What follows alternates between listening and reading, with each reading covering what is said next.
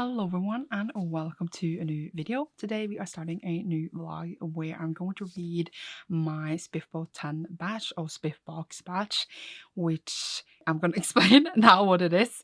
I am on Cassidy's, from Covers with Cassidy's team, who is one of the judges for SPFBOX, which is created and hosted by Mark Lawrence, which is self-published fantasy blog off, where we have 10 creators who read 30 books each. Not all of them read all 30, which is why I'm here. And then they all nominate one finalist, and the 10 finalists is read by all the judges. And then there's one winner in the end.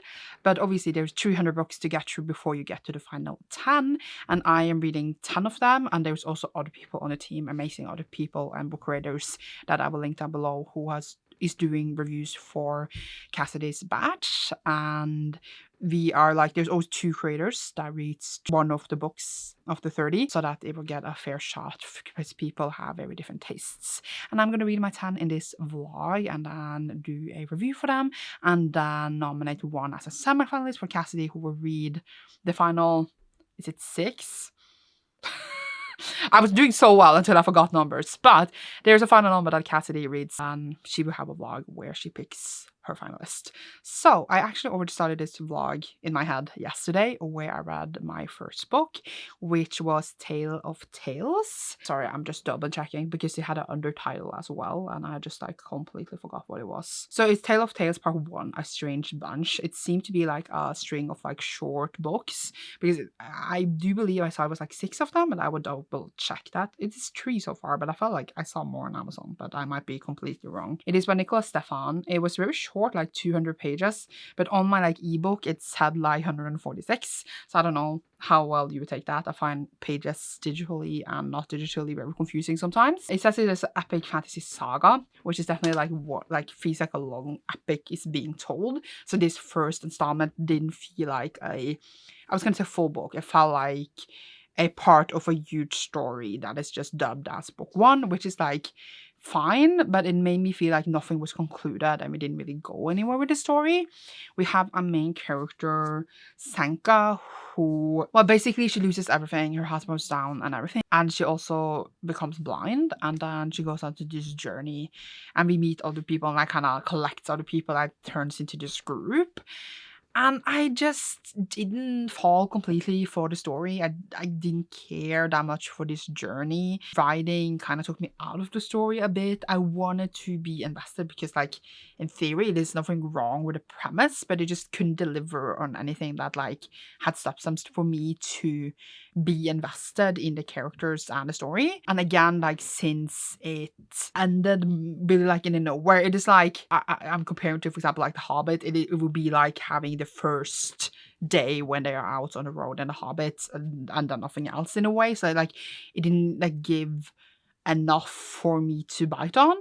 And again, the writing didn't match for me. There was something like in the tone that was being used in the story that just was a bit, I guess it was trying to be humoristic, but it just pulled me out of it a bit. So I didn't really end up liking it that much. Like I didn't necessarily hate it. It just wasn't anything in it that made me want to be like, oh my god, this was super fun, or like, oh my god, I was very invested in the story. It just felt in the middle of nowhere for me, and it kind of ended in the middle of nowhere as well, which is sad. But I have lost it a bit after reading what I've been reading the last 2 months, so hopefully we will just go upwards from here. But I am starting the next one today as well, so I'll just say the title for this one, which is, I forget the titles. Burden to Bear by Gregory Amato. This seems to be like a Norse story, like with Norse myths. And I opened the book on my ebook, and the first thing it was like literally a map of Norway with like our old, like, I don't even know how to say it in English, but it's like fylka, or like states that doesn't exist anymore, which is a bit fun. But like my state was on the map, and I was like, oh my god, which was a bit fun. But granted, I have realized lately that I don't love Viking-esque stories, but this seems to be set before Vikings and like want to have like more Norse mythology in it. And I keep saying that I love mythology stories in general, but after a while, when you read like 15 of them, you kind of become a bit like, it's the same. So I'm hoping that this will not feel like that and I will enjoy it. but I just been a bit tired of it, which is unfortunate, granted, because it's not the book's fault, but it's just how my tastes align lately. So I'm just saying that now so you will know that I have those biases going into it.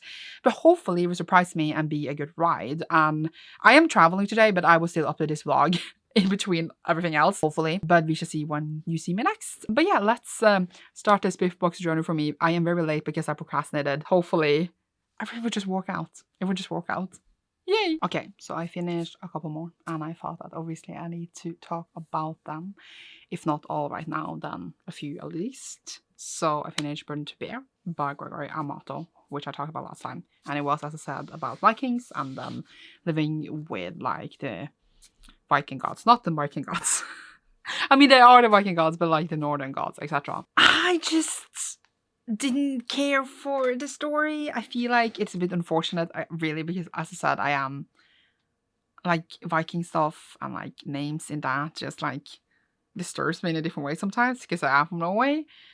And I mean, they set out to do this mission thing and we interact with the different gods, but it just didn't manage to keep my attention. It didn't manage to be good for me to be invested in the story. I get what the author was trying to do. I get what it like tried to assemble, but I just was not invested. And I might be the problem here, honestly, but I've been reading a lot of like certain books lately and maybe my reading mood is not as the best as it could be, but I just wasn't invested in the story and I just felt like nothing was gripping me in it, which is sad, honestly. But again, the themes, the mythology, if you can call it that.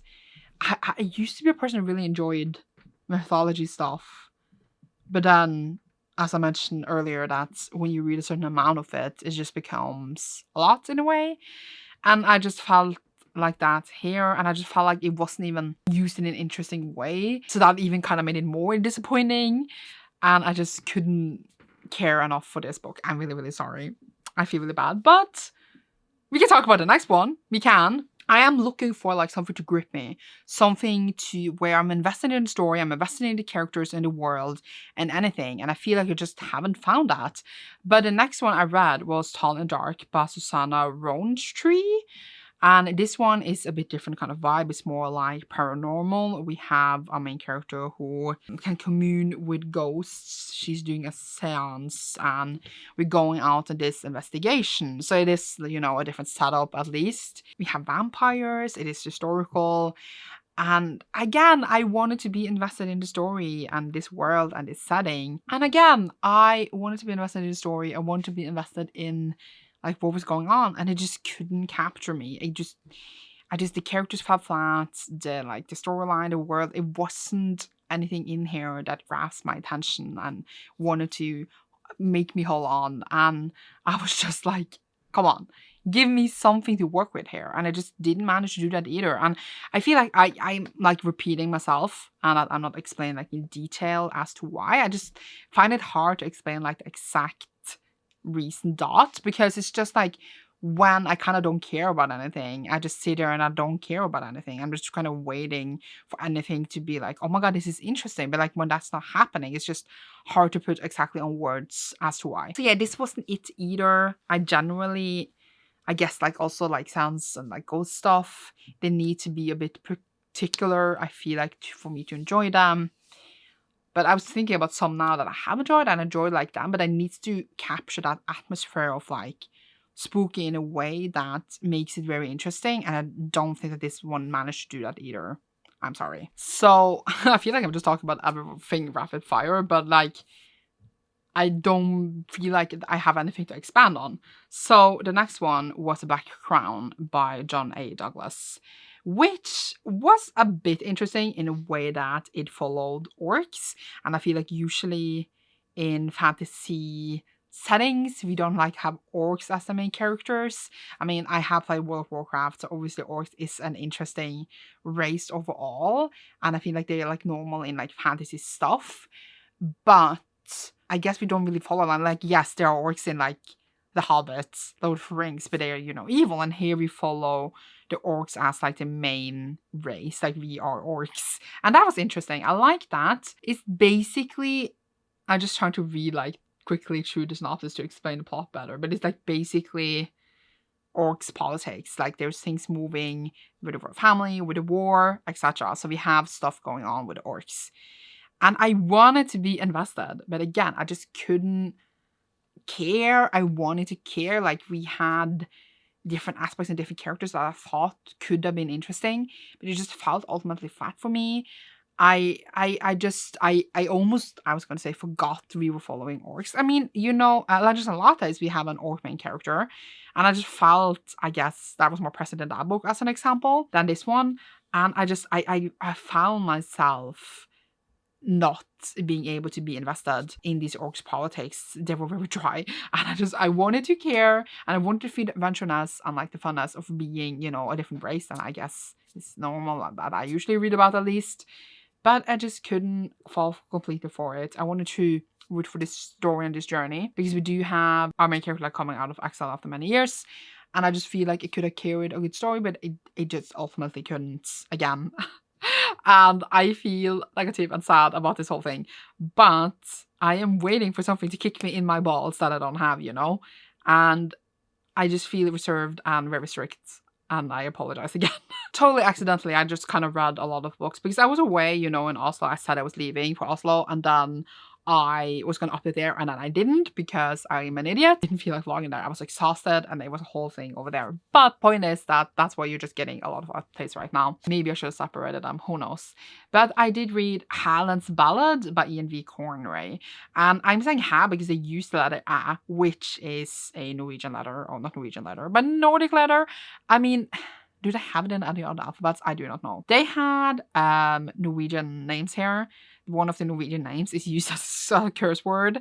Put me a bit out of the story, I will be honest. We follow many point of views in this story, and they're all doing like many different things, and I don't even know how to explain them. We had some interesting characters, maybe, but like since there were like just so many, they all just kind of did nothing, because it was a very long book. Honestly, it was 700 pages long. I need something to drive the story if I'm going to read a 700-page book, and I just didn't have that. It didn't have esteem for me to care about. I don't even know at times like how it's connected. It was just a lot, and I felt like nothing was happening for the longest time, even if something was happening.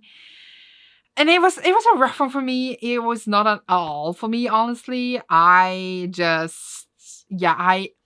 thought like one point of view like was interesting for 4 seconds, but then it was like 100 years until we saw them again. I was like, who are you again? I feel like my brain was scrambling to keep on to something, and it just couldn't. And I'm sorry once again. So ultimately not for me again. Apparently what I'm gonna say about every single book here. But I did start my next one, which is a rematch of the Titans by Samuel Gatley. And the cover looks like Attack on Titan. And I'm going to read that today. It's actually more short, it's like 200 pages. So let's see if I can grasp onto something that I enjoy in this one.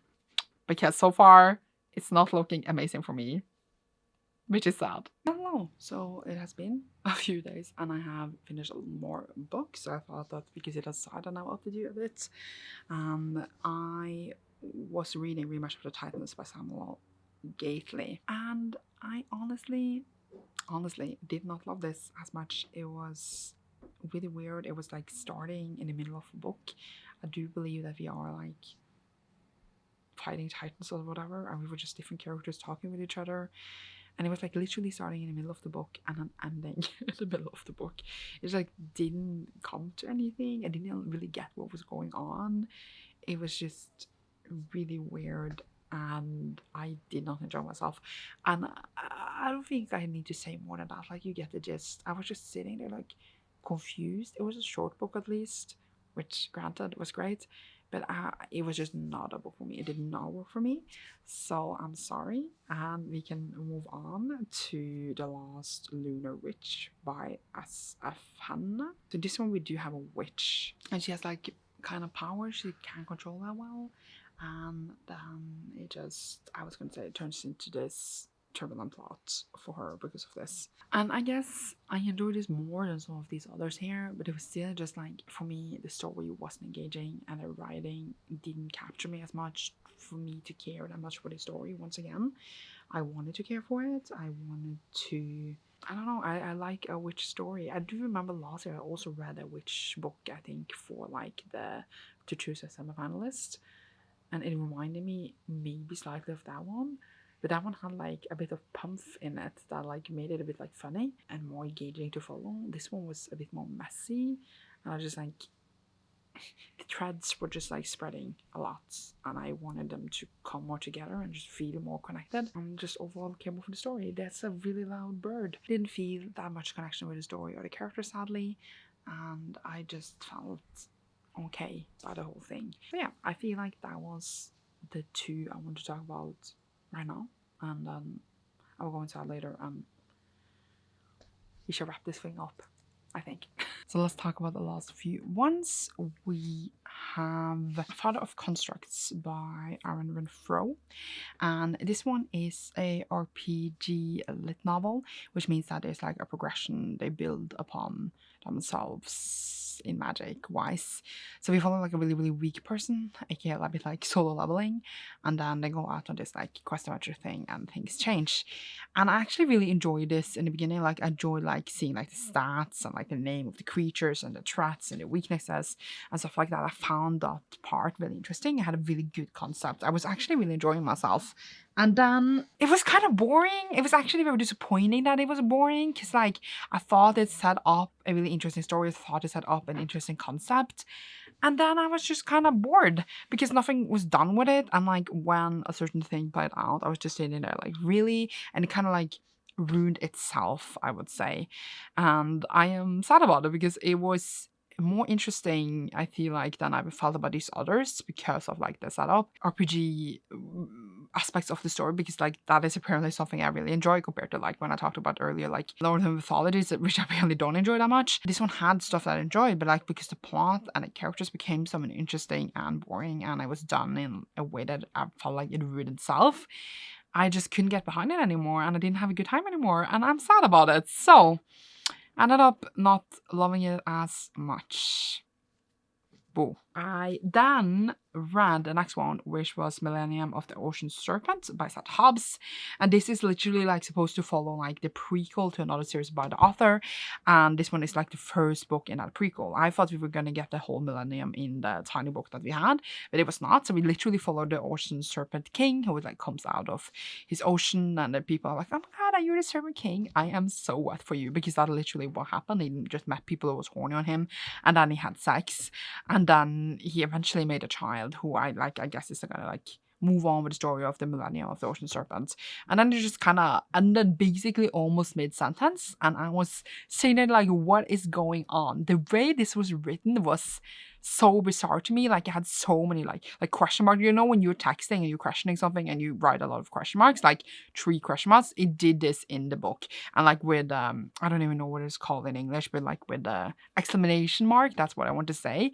Like exclamation mark, question mark, exclamation mark in the text several times, using caps, like big letters, when we wanted to emphasize like that they were like saying something strongly, you know, written in a way that you would write when you write kind of orally, not in like an actual book.